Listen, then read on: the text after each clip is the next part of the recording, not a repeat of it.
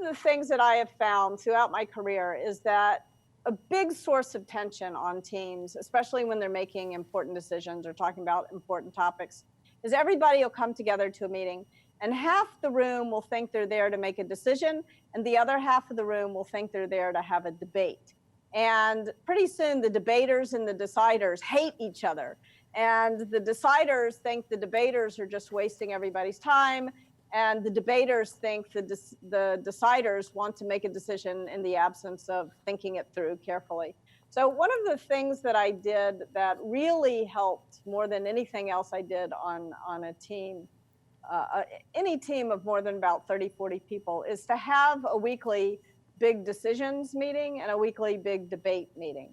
And to keep the two meetings separate, or at the very least, if you only want one meeting, because I hate meetings as much as you do, you can combine them, but you need to make it crystal clear to everybody whether the topic is a debate topic or a decide topic.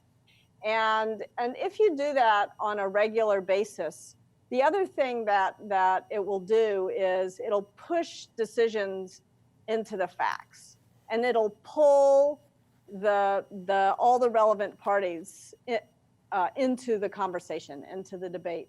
Because one thing I found early in my career was that I'd have a staff meeting and pretty soon all the decisions were getting made in the staff meeting, but the people who had the most information were not in the staff meeting. And actually, we started making bad decisions.